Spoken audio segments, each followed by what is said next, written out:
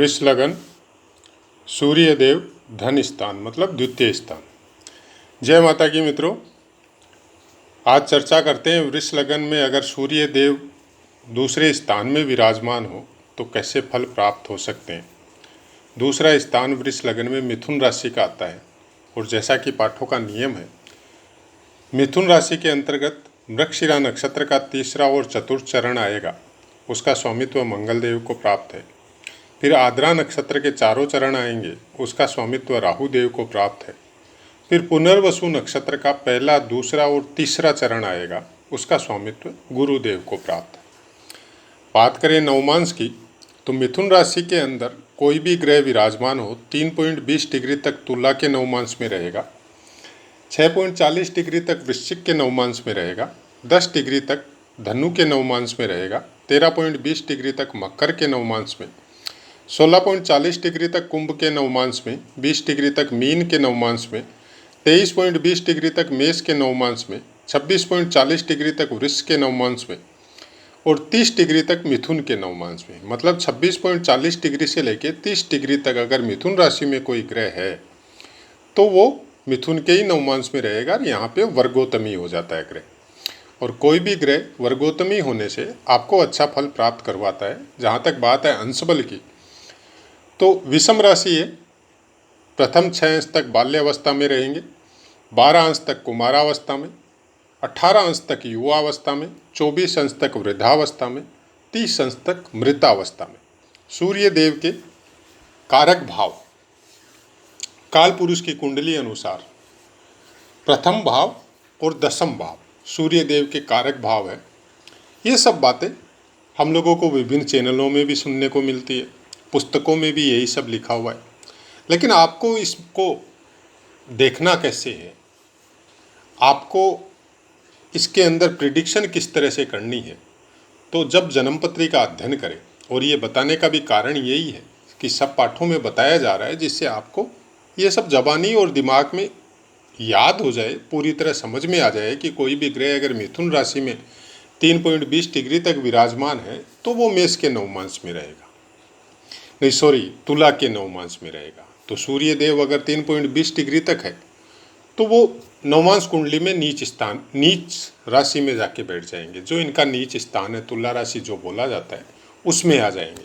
तो फिर वो आपको कैसे फल देंगे, तो उसके अनुसार हम लोगों को ये पता रहना चाहिए कि नवमांश इफेक्टिव होता है। लगन कुंडली कोई शक नहीं है इफेक्टिव है, लेकिन चंद्र कुंडली भी ही उतना ही इफेक्टिव है। जब आपको लगन कुंडली का फलादेश करना हो तो साथ में चंद्र कुंडली का भी करना है, उसके बाद में नवमांश को भी देखना है और नवमांश से बाद में आपको सूर्य कुंडली का भी अध्ययन करना है।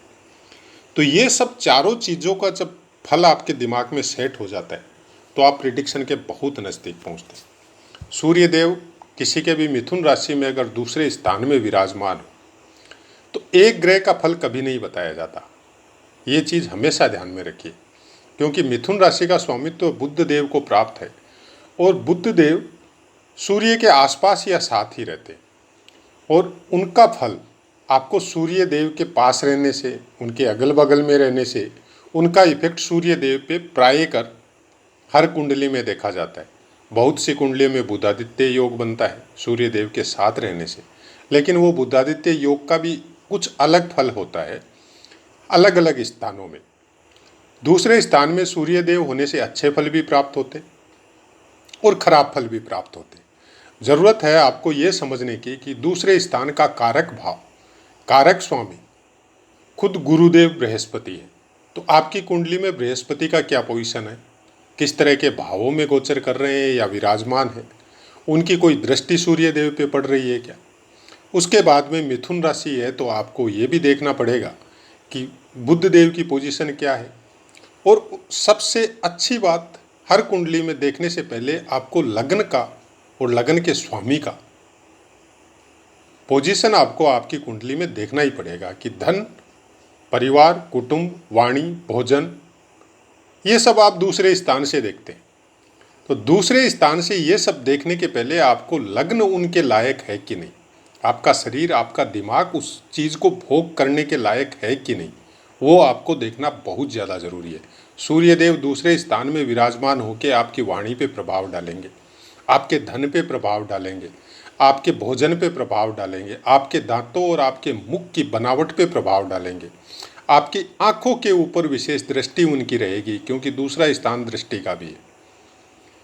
तो यहाँ पे चतुर्थ का स्वामित्व लेके सिंह राशि इनकी खुद की अपनी है और वृष लगन वालों के चतुर्थ स्थान में आती है। चतुर्थ स्थान मतलब माता, भूमि, भवन, वाहन और कुछ हद तक जिनको हम लोग बोलते हैं हृदय या हार्ट, उससे संबंधित बातें, तो वो सब चीज़ें चतुर्थ स्थान से हम लोग देखते हैं। चतुर्थ स्थान का स्वामित्व लेके जब दूसरे स्थान में सूर्य देव विराजमान होता है तो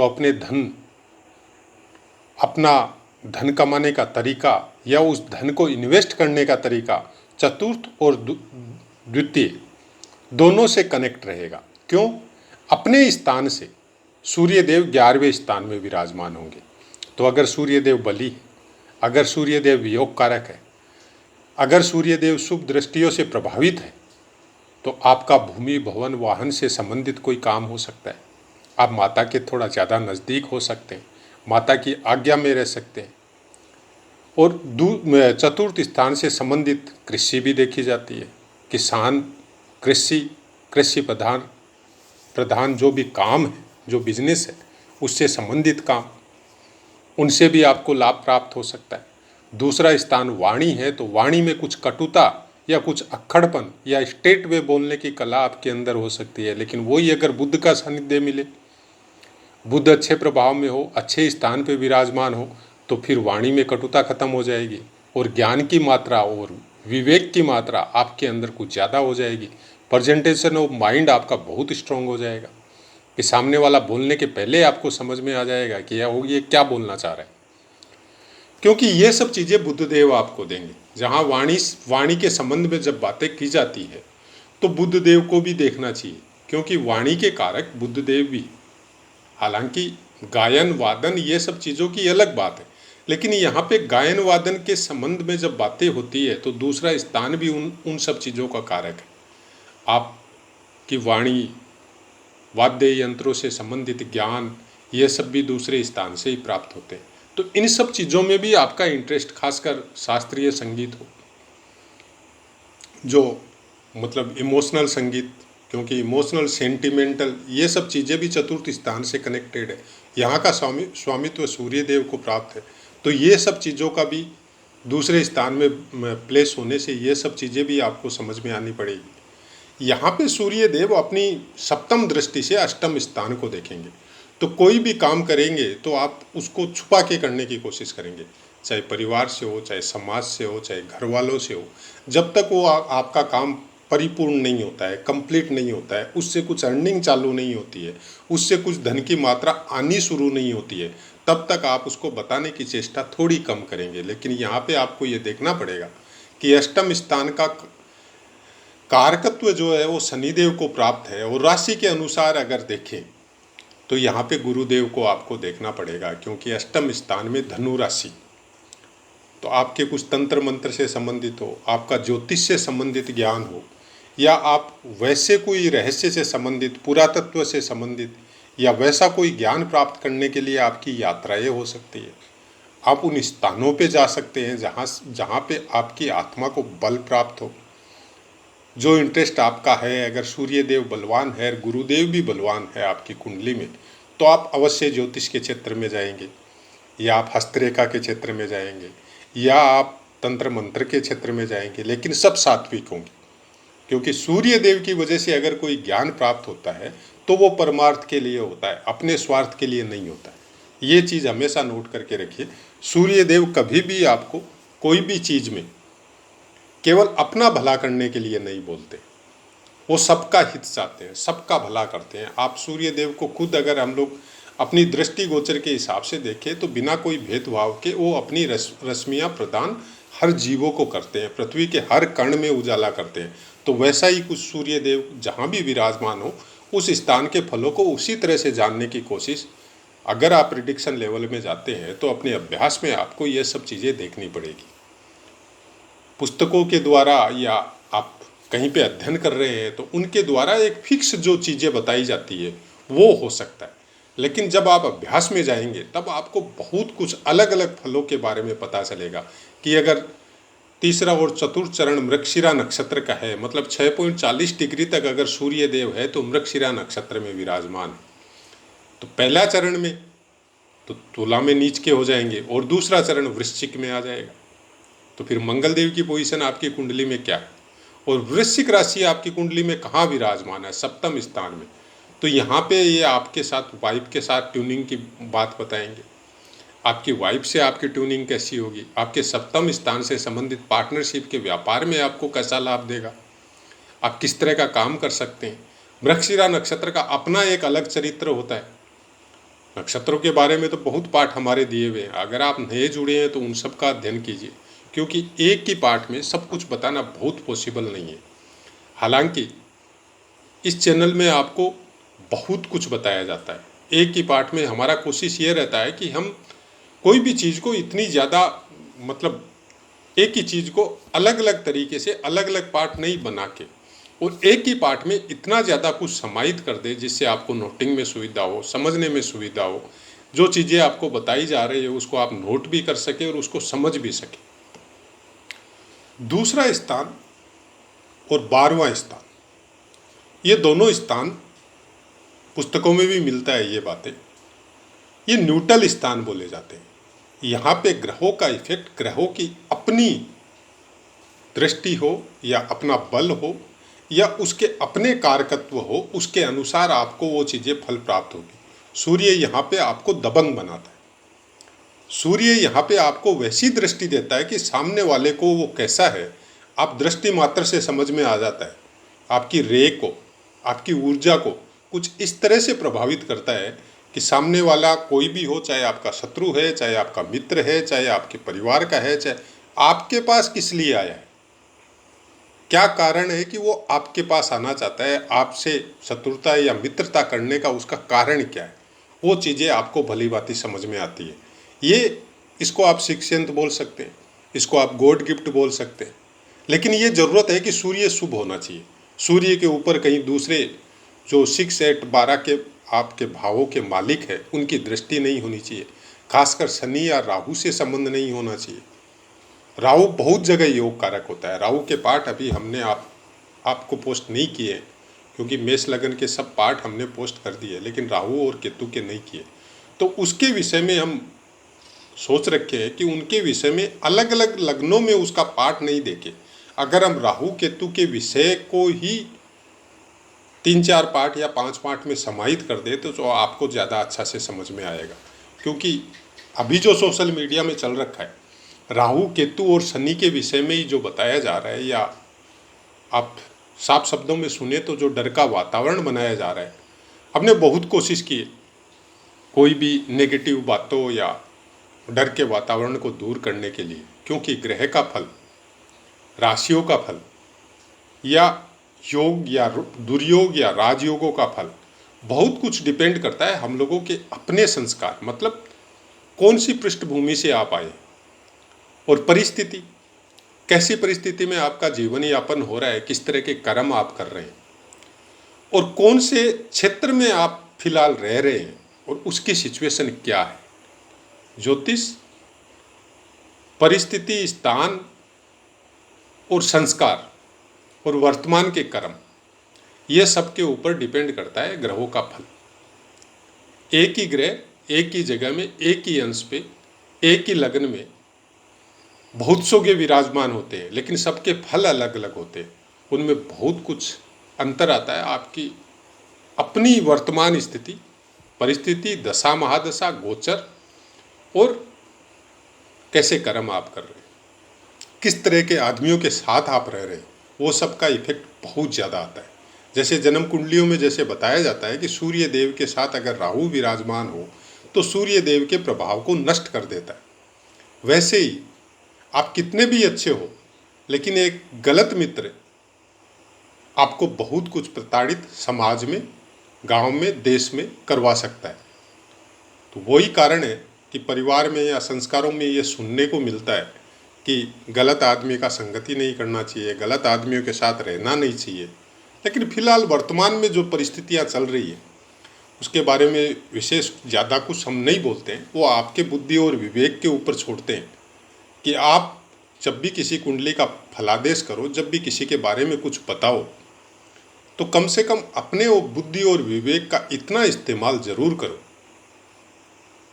कि आपको ज्योतिष से संबंधित वार्तालाप या ज्योतिष से संबंधित प्रिडिक्शन देने के बाद में कोई भी गलत फल देने वाले को और लेने वाले को दोनों को नहीं मिले। क्योंकि जब भी हम कोई ईश्वर की लिखी हुई या ईश्वर से प्रदत्त पुस्तक या जो ज्ञान है, जो वेदों के ज्ञान है या पुराणों के ज्ञान है, जब हम लोग किसी को देते हैं तो वाणी पे संयम होना और दृष्टि किस तरह की आपकी है उसके ऊपर बहुत कुछ डिपेंड करता है कि हम लोगों के ऊपर जो बता रहा है उसके ऊपर क्या असर होगा, और जो सुन रहा है, जो आपके पास अपनी जन्म कुंडली लेके आया है, उसके ऊपर क्या असर होगा। सपोज हमने बता दिया कि आपका मिथुन राशि में सूर्य है और आपका बुध का पोजीशन ठीक नहीं है, तो आपको सूर्य बहुत कुछ गलत बता दिया हमने। परिवार से दूर करेगा, धन का नाश करेगा, अगड़म बगड़म जो बताया जाता है आजकल चैनलों में वो सब बता दिया। किस लिए बता दिया हमने? ये हम लोग अगर हमने ऐसा बता दिया तो कहीं न कहीं हमारा ज्योतिष के ज्ञान में कोई प्रॉब्लम है, या हमारे संस्कार में कोई प्रॉब्लम है, या हमको ज्योतिष को समझने में जो त्रुटियां हमसे हो रही है उसमें हमको कोई प्रॉब्लम है। क्योंकि कभी भी कोई भी ग्रह सब जगह एक समान फल नहीं देता है, और हर ग्रह की किसी न किसी जगह पे, किसी न किसी भाव पे दूसरे ग्रह की क्रूर या अच्छी दृष्टियां पड़ती रहती है। वो आप चलित कुंडली देखिए, नवमास कुंडली देखिए, वर्गोत्तम कुंडली देखिए, चंद्र लगन की कुंडली देखिए, तब आपको अच्छी तरह से समझ में आता है।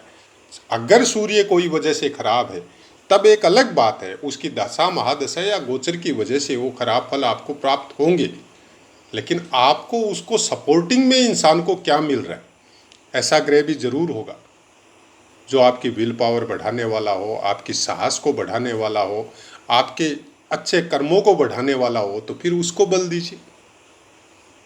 चतुर्थ स्थान का स्वामी, केंद्र स्थान का स्वामी मोस्टली क्रूर ग्रह अगर होता है तो वो अच्छा फल देता है। ये सबके बारे में है, चाहे सूर्य हो, मंगल हो, शनि हो, राहु केतु हो।